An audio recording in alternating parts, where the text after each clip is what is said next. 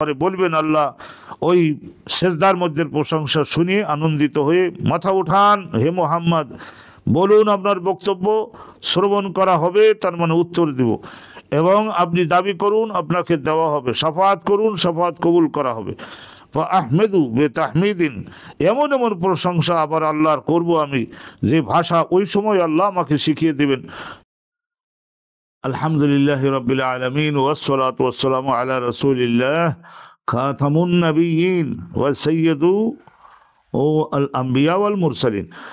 আবি ক্বাল হাদাসানা قال حدثنا نصر بن علي قال حدثنا خالد بن الحارث قال حدثنا سعيد عن قتادة عن انس بن مالك رضي الله تعالى عنه وعنهم আন্না রাসূলুল্লাহ সাল্লাল্লাহু আলাইহি ওয়াসাল্লাম قال, এটা শাফাআত সংক্রান্ত এই বাবেরই একটা হাদিস, কিন্তু হাদিসখানা অনেক গুরুত্বপূর্ণ, সেই জন্য আপনাদের উদ্দেশ্যে আপনাদের জন্য বর্ণনা করা এবং আপনাদের জ্ঞাতে আনার থেকে আমি বিরত হতে পারলাম না। আপনাদের সকলের উদ্দেশ্যে মনোযোগ আকর্ষণ করে বলছি, ক্বালা রাসূলুল্লাহ সাল্লাল্লাহু আলাইহি ওয়াসাল্লাম একবার বলেছিলেন যে ইয়াস্তামিউল মুমিনুনা ইয়াউমাল কিয়ামাহ, কিয়ামতের ময়দানে মহাবিপদে পড়ে যেহেতু সূর্য মানুষের মস্তকের অতি নিকটবর্তী এসে গেছে এবং বদকর্মের কারণে সেই তীব্র রৌদ্র এবং আগুনের ঝলকানির মতো শাস্তির মধ্যে মানুষেরা পড়ে যাবে, কিন্তু ইমানদাররা তারাও অনেকের গুনাহ আছে, তারাও তো বিপদে, সবাই একত্রিত হবেন কিয়ামতের মাঠে। তো ইউলহামুন আও ইয়াহুমুন, এখানে সাঈদ নামক সনদের মধ্যে একজন মুহাদ্দিস আছেন হযরত কাতাদার ছাত্র, তিনি বলছেন যে ইউলহামুন অথবা ইয়াহুমুন, এই কোনটা যে আমার শিক্ষক বলেছিলেন, কাতাদা বলেছেন, সেই ব্যাপারে আমার একটু সন্দেহ হয়, সেই জন্য দুইটা বলে দিলাম। ইউল হামুন মানে তারা তো চাচ্ছেন মুক্তি, সব মানুষ যারা একত্রিত হয়েছেন তারা সকলে চাচ্ছেন তো মুক্তি, বিচার শুরু হোক, যে জাহান্নামে যাওয়ার যোগ্য জাহান্নামে যাবে, যে জান্নাতে যাওয়ার যোগ্য জান্নাতে যাবে, কিন্তু আল্লাহ বিচারটা শুরু করুন। এই বিষয়ে এখন কি উপায় করা যায়, কার কাছে যাওয়া যায়, কাকে মধ্যস্থ ধরা যায়, কার নিকটে গিয়ে শাফাআত দাবি করা যায়, এই সমস্ত বিষয়ে মানুষদের কলবের মধ্যে আল্লাহর পক্ষ থেকে আল্লাহ রাব্বুল আলামিন প্রবল ধারণা জাগ্রত করে দিবেন, এবং মানুষেরা তখন ধারণাও করবে যে আমরা সকলে মিলে আল্লাহর কাছে গিয়ে আমাদের পক্ষে দাবি উত্থাপনের জন্য একজন শাফিউন শাফাআতকারী আমাদের ধরা দরকার, শাফাআতকারী ধরা দরকার। তাহলে সেই শাফাআত করলে আল্লাহ রাব্বুল আলামিন আমাদেরকে একটু স্বস্তি এবং সুখ আরাম রাহাত যদি দিতেন যে বিপদের মধ্যে আমরা পড়ে আছি এর কবল থেকে। তাই এই কথা মনে করে সকলেই পরামর্শক্রমে সর্বপ্রথমে যাবেন বাবা আদমের নিকটে, ফায়াতুনা আদমের নিকটে আসবেন, ফায়াকুলুনা এসে বলবেন আনতা আদম আবুন্না, মানব জাতির বাপ হলেন আপনি, আপনার নাম আদম, খালাকাকাল্লাহু বিয়াদিহি, আল্লাহ রাব্বুল আলামিন নিজের হাতে আপনার দেহটাকে জীবনটাকে সৃষ্টি করেছেন, অন্যদের তো সৃষ্টি করেছেন বাপ মার রক্ত দিয়ে, তা আপনার বেলায় তো আর সেগুলি নাই, সম্পূর্ণ আল্লাহ নিজের হাতে আপনাকে সৃষ্টি করেছেন, ফেরেশতাগণকে দিয়ে আপনার জন্য সেজদা করিয়ে আপনার মর্যাদা বাড়িয়ে দিয়েছেন, নবী বানিয়েছেন, কত কিছু আপনার জন্য করেছেন, নিশ্চয়ই আপনার মর্যাদা আছে। আজকের আপনি আমাদের সকলের জন্য আপনার সৃষ্টিকর্তার নিকটে আল্লাহর নিকটে একটু শাফাআতের জন্য আপনি গমন করুন, আল্লাহ যেন আমাদিগকে স্বস্তি দেন, আরাম দেন, সুখ দেন, মুক্তি দেন এই যে বিপদের মধ্যে আমরা আছি এই বিপদের কবল থেকে।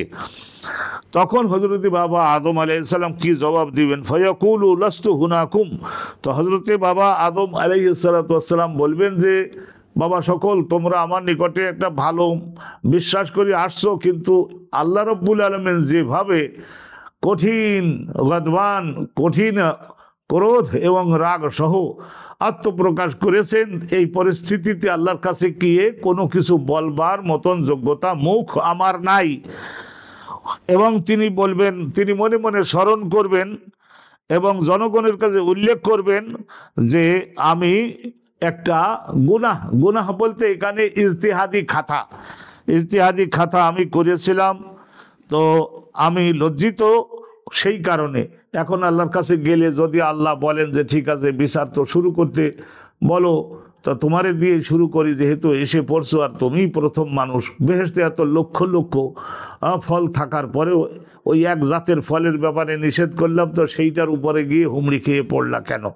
এইটার জবাব দাও। এই কথা যদি বলেন তাহলে আমি কি জবাব দিব? সেই জন্য আমি যেতে পারবো না। হযরত বাবা তুমি বলবেন, তখন উনি একটা উপায় তো বলে দেবেন বাপ হিসাবে, নিশ্চয় এতটুকু দয়া তো তার আছে। ওয়ালাকিন ইতু নুহান, তোমরা একটা কাজ করো, তোমরা আমার পরবর্তীতে জগৎ বিখ্যাত একজন পয়গম্বর গমন করেছিলেন হযরতে নূহ, তার নাম, তোমরা তার নিকটে যাও।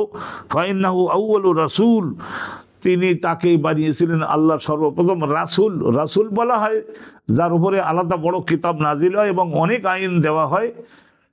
পাপ করলে শাস্তির আইনও দেওয়া হয় এবং নেক আমল করলে অনেক সম্মানও দেওয়া হয়। এই ধরনের বড় রাসূল আল্লাহ, শরিয়াতের নবী, আল্লাহ তাকে বানিয়েছিলেন। বা আসাহুল্লাহু ইলা আহলিল আরদ, মানব জাতির জন্য আল্লাহ তাকে পাঠিয়েছিলেন। ফাইয়াতুনাহু, তখন হযরতে আদম আলাইহিস সালামের বলে দেওয়া এর কারণে লোকজন হযরতে নূহের কাছে আসবে। ফায়াকুলু, তখন হযরতে নূহ বলবেন, লাস্তু হুনাকুম, আপনাদের এই সেবা দেওয়ার যোগ্যতা আমার নাই। এবং হযরতে নূহ আলাইহিস সালাম উনি স্মরণ করবেন ওই সময়ে যে আমি আল্লাহর নিকটে দাবি করেছিলাম এমন একটা দাবি, যে দাবিটা করা আমার উচিত হয় নাই। আমি বলেছিলাম লা তাজার আলাল আরদি মিনাল কাফিরিনা দাইয়ারা, যারা কাফের, অবাধ্য, নবীর অবাধ্য, দিন শরিয়াত লঙ্ঘন করেছে, এই সমস্ত কণ্টক বৃক্ষ, তাদের একজনকেও জীবিত রাখবার দরকার নাই, যে জীবিত থেকে আবার বাড়িতে ফিরে আসতে পারে সন্ধ্যের আগে ঘুমানোর জন্য। না, এদের একজনকেও জীবিত রাখা যাবে না, সব কাফেরকে ধ্বংস করুন। এই দাবি যে আমি করেছিলাম, এই কারণে এখন যদি যাই তাহলে আল্লাহ বলতে পারবেন সবাইরই ধ্বংস করতে বললে, আর এখন তোমার মনের মধ্যে মানুষের জন্য এত দয়া উতলে উঠলো। তা আমি লজ্জিত, এই কারণে আমি যেতে পারবো না। তা আপনারা একটা কাজ করুন, আপনারা খালিলুল্লাহ আল্লাহ রাব্বুল আলামিনের ভালোবাসাটা যার হাড়ে হাড়ে শিরায় শিরায় মজ্জায় মজ্জায় ঢুকেছিল, ইব্রাহিম তার নাম, তার নিকটে যান। লোকেরা ইব্রাহিম নবীর নিকটে আসবে, তখন উনি বলবেন যে না, আজকের এই কাজ করে দেওয়ার কোনো যোগ্যতা, ক্ষমতা, সাধ্য আমার নাই। তোমরা সকলে মুসার নিকটে যাও। এমন একজন বান্দা, আবদান কাল্লামাহুল্লাহ, আল্লাহ যার সঙ্গে বহুদিন জিব্রাইল ফেরেশতার মধ্যস্থ ছাড়াই আল্লাহর নিজের শব্দ তাকে শুনবার মর্যাদা দিয়েছিলেন, আর তৌরাত কিতাব তাকে দান করেছিলেন। তখন লোকেরা এসব ব্যাখ্যা শুনে হযরতে মুসা পয়গম্বরের নিকটে আসবে। তখন হযরতে মুসা শুনিয়ে বলবেন যে এই কাজ করে দেওয়ার যোগ্যতা বিশেষ করে এই মুহূর্তে আমার নাই। এবং তিনি বলবেন যে আমি সামান্য একটা অপরাধ করতে দেখে এক থাবড় দিয়ে একজন কিপ্তিরে হত্যা করছিলাম, অথচ সেই কিপ্তি আর একজন মানুষের অত্যাচার করেছিল, কিন্তু তাকে তো আর মার্ডার করে নাই, ওই দৈহিক অত্যাচার করেছিল, কিন্তু আমি তাকে সংশোধন করবার নিয়েতে এমন একটা থাবড় মারছিলাম। কিন্তু পরবর্তীতে দেখা গেল 28 বছর বয়সে ভবিষ্যতে যিনি নবী হবেন, তার দেহের ক্ষমতা তো 30 জন যুবকের ক্ষমতা, তাকে এক থাবড়ে ব্রেন ফেটে লোকটা মারা গেছিল। বলছে যে এই বিষয়ে আল্লাহ যদি আমারে আটকায়, মুখ দেখাতে পারবো না। তো আজকের আমি এই মুহূর্তে যেতে পারবো না। তোমরা সকলে ঈসার কাছে যাও, আল্লাহর বিশেষ বান্দা, আল্লাহর বিশেষ রাসূল, আল্লাহ রাব্বুল আলামিন হয়ে যাও। কলিমাতুল্লাহ মানে হয়ে যাও, এই শুধু একটা হয়ে যাও শব্দের দ্বারা আল্লাহ তাকে সৃষ্টি করছিলেন। আল্লাহ রাব্বুল আলামিন বাছাই করে একটা জীবন তার দেহে দিয়েছিলেন, আর আল্লাহ তার উপাধি দিয়েছেন যে রুহুল্লাহ, আল্লাহ রাব্বুল আলামিনের বিশেষভাবে পাঠানো একটি রূহ, এর অধিকারী তিনি। তখন লোকেরা ওনার কথায় আস্থা রেখে ঈসা পয়গম্বরের কাছে আসবে এবং তিনি ওইভাবে বললেন, ফায়াকুলু লাস্তু হুনাকুম ওয়ালাকিন ইতু মুহাম্মাদান। দেখলেন শেষ পর্যন্ত যেখানে যাওয়ার কথা সেই জায়গায় এখন লোকেরা আসতেছে। ফায়াকুলু, তখন উনি বললেন যে এই কাজ করে দেওয়ার ক্ষমতা, যোগ্যতা আমার নাই, মর্যাদা এত আমার নাই। আপনারা এত সময় পর্যন্ত এদিক ওদিক ঘোরাঘুরি বোধহয় করেছেন, ক্লান্ত হয়েছেন, আপনারা সকলে যান, আসুন এই কাজ করবার জন্য যিনি নির্ধারিত আছেন। কোটি কোটি মানুষ তো সেই বিষয়টা জানে, সেটা হলো মুহাম্মাদুর রাসূলুল্লাহ সাল্লাল্লাহু আলাইহি ওয়াসাল্লাম। গাফারাল্লাহু লাহু মা তাকাদ্দামা মিন যামবিহি ওয়া মা তাআখারা। আল্লাহ তার উপরে অনেক আল্লাহর বিষয়গুলি প্রতিষ্ঠায় ভূমিকা রাখবার জন্য আল্লাহ রাব্বুল আলামিন তার উপরে এত আনন্দিত হয়েছিলেন যে আল্লাহ খুশি চিত্তে বলেছিলেন যে আগের যদি কিছু হয়ে থাকে সেটাও ক্ষমা, পরের যদি কিছু তোমার হয় তা সেটাও ক্ষমা। এই ধরনের একটা মর্যাদাবান রসুল তিনি, এই শাফাত করবার মর্যাদাটা তার। কয়লা বর্ণনাকারী বলেন রাসূলুল্লাহ সাল্লাল্লাহু আলাইহি সাল্লাম বলেন ইয়াতুনি, তখন লোকেরা, রাসূলুল্লাহ বলেন যে তখন লোকেরা কিয়ামতের মাঠে আমার কাছে আসবে। ফাআনতালিকু, যেহেতু আমার এই দায়িত্ব দেওয়া আছে, সময় মতো আমি যদি দায়িত্ব পালন না করি তাহলে আল্লাহ এই ক্ষমতা আমার হাতে কেন দিলেন? সেই জন্য আমি তখন গমন করব সব লোকদেরকে, কোটি কোটি মানুষ গুনাহগার কিন্তু ইমানদার, তাদের সঙ্গে নিয়ে আমি যাব। কলা হযরতে এখানে সনদের মধ্যে একটু ভিন্নতা আছে, তো সেই জন্য সেইটা আতামাশা বাইনা সামাতাইন মিনাল মুমিনিন, হযরতে নবী করিম সাল্লাল্লাহু আলাইহি ওয়াসাল্লাম তিনি বলছেন যে এই বিপদগ্রস্ত কিন্তু ইমানদার লোকজন সকলকে সঙ্গে নিয়ে আমি গমন করব আল্লাহ পাক রব্বুল আলামিনের নিকটে। ফাস্তাযিনু আলা রব্বি, আমি আল্লাহ রব্বুল আলামিনের কাছে গিয়ে আমি, সহিহ বুখারীর অন্য হাদিসে আছে আকাউ সাজেদান, আগে সেজদায় পড়ে আল্লাহর এমন প্রশংসা করবেন আমাদের নবী, এমন প্রশংসা করবেন, শেষ পর্যন্ত আল্লাহ বলবেন যে মাথা উঠান, নিশ্চয় কিছু দাবি দেওয়া নিয়ে আসছেন, তো সেটা এখন বলুন, আপনার দাবি দেওয়া গ্রহণ করবো, সেটা তো আমি আগেই জানিয়েছি। ফাস্তাযিনু আলা রব্বি, আল্লাহর কাছে গিয়ে আমি অনুমতি চাইব, আমার জন্য অনুমতি আল্লাহ রাব্বুল আলামিন প্রদান করবেন। এবং আল্লাহকে যখন আমার দৃষ্টিতে আল্লাহ রাব্বুল আলামিন, যখন আমি আল্লাহকে সর্বপ্রথম দেখব, সেজদায় পড়ব, আল্লাহ রাব্বুল আলামিন যে পর্যন্ত আমার ওই প্রশংসা এবং সেজদা পছন্দ করবেন, আমাকে ওইভাবে থাকতে দিবেন। তারপরে আমাকে বলবেন ইরফা ইয়া মুহাম্মদ, হে মুহাম্মদ মাথা উঁচু করুন এবং আপনি শাফাআত করুন, আপনার শাফাআত তুসমা, আমি শ্রবণ করব, আর আপনি দাবি করুন, আপনার দাবি আমার শরীয়ত মতোই তো নিশ্চয় হবে, দিব, এবং আপনি শাফাআত করুন, আপনার শাফাআত অবশ্যই কবুল করা হবে। তখন আমি আল্লাহ রাব্বুল আলামিনের প্রশংসা করব এমন বাক্যে, এমন শব্দে, যে বাক্য এবং যে শব্দ প্রশংসার যে বক্তব্যটা, সেগুলো একমাত্র সেই সময়ে আল্লাহ আমাকে শিখিয়ে দিবেন, সেই বাক্যসমূহ দ্বারা আল্লাহর প্রশংসা করব। তখন আমি শাফাআত করব যে আল্লাহ, ইমানদার কিন্তু গুনাহগার, আপনি তাদের বিষয়ে আমার শাফাআত গ্রহণ করুন। তখন আল্লাহ রাব্বুল আলামিন আমার জন্য একটা নির্দিষ্ট সংখ্যা নির্ধারণ করে দিবেন এবং তাদের পক্ষে শাফাআত করে তাদেরকে বেহেশত পর্যন্ত পৌঁছে দেওয়ার ব্যবস্থা আমি করব।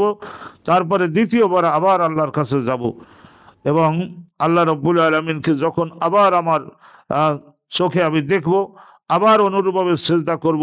আল্লাহ আমাকে যতটুকু পরিমাণ সেজদায় থাকা পছন্দ করেন ততক্ষণ সেজদায় থাকবো। তারপরে বলবেন আল্লাহ, ওই সেজদার মধ্যে প্রশংসা শুনিয়ে আনন্দিত হয়ে মাথা উঠান, হে মুহাম্মদ বলুন, আপনার বক্তব্য শ্রবণ করা হবে, তার মানে উত্তর দিব, এবং আপনি দাবি করুন, আপনাকে দেওয়া হবে, শাফাআত করুন, শাফাআত কবুল করা হবে। আহমেদু বে তাহমিদিন, এমন প্রশংসা আবার আল্লাহর করব আমি, যে ভাষা ওই সময় আল্লাহ আমাকে শিখিয়ে দেবেন। সুম্মা আসপাউ, অতবার আবার শাফাআত করব, আল্লাহ একটা নির্দিষ্ট পরিমাণ আমাকে বলে দিবেন, এই সমস্ত লোকদের বেলায় শাফাআত করুন, আমি দিয়ে দিচ্ছি। তখন আমি তাদেরকে প্রবেশ করাবো আল্লাহর জান্নাতে। তারপরে তৃতীয়বার আবার আসবো, আবার যখন আল্লাহকে দেখব অনুরূপভাবে সেজদায় পড়ে যাব। পূর্বের যেমন আমরা আলোচনা শুনেছি, তো অনুরূপভাবে যতক্ষণ আমি সেজদায় থাকি আল্লাহ পছন্দ করবেন ততক্ষণ আমাকে মাথা উঠাতে বলবেন না। তারপরে বলবেন, মাথা উঠাও হে আমার সর্বশ্রেষ্ঠ রসুল মুহাম্মদ, আপনি দাবি করুন, আপনার দাবি শোনা হবে, এবং আপনি প্রার্থনা করুন, আপনাকে দেওয়া হবে, শাফাআত করুন, কবুল করা হবে। অতঃপর আমি আমার মাথা উঠাবো, আল্লাহর প্রশংসা করব, এমন প্রশংসা আমি আল্লাহর সম্মুখে দাঁড়িয়ে করব যে ভাষাটা সেই সময় আল্লাহ আমাকে শিখিয়ে দিবেন। তারপরে শাফাআত করব। আল্লাহ রাব্বুল আলামিন এবার বলবেন যে এই গুনাহ যারা করেছে তাদের বেলায় শাফাআত করুন। তারপরে আমি শাফাত করি, আল্লাহ কবুল করলে তাদের জান্নাতে পৌঁছানোর ব্যবস্থা করা হবে। অতঃপর তৃতীয়বার চতুর্থবার নবী করিম সাল্লাল্লাহু আলাইহি ওয়াসাল্লাম আবার বলছেন যে চতুর্থবার আমি আবার আল্লাহর প্রশংসা করব।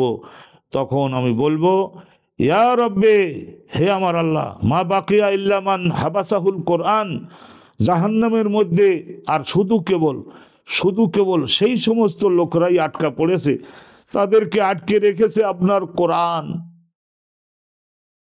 সেই তাদেরকে আটকাই রেখেছে আপনার কোরআন। কোরআনের মধ্যে আপনি একটা ঘোষণা দিয়েছেন, সেই ঘোষণাটার কারণে হযরত আনাস বিন মালিক বলেন, আন্না রাসূলুল্লাহ কল, রাসূলুল্লাহ বলছেন যে ইউখরাজু মিনান নার, জাহান্নামের থেকে বের করে আনা হবে সর্বশেষে ওই সমস্ত ইমানদার পুরুষ এবং নারী যারা বহু গুনাহের কাজ করেছিল, কিন্তু তারা এই কথাটাকে সঠিকভাবে বিশ্বাস করে ঘোষণা দিয়েছিল, কি লা ইলাহা ইল্লাল্লাহ, none has the right to be worshipped but আল্লাহ, আল্লাহ বাদে অন্য কেউ মাবুদ হওয়ার যোগ্য নয়।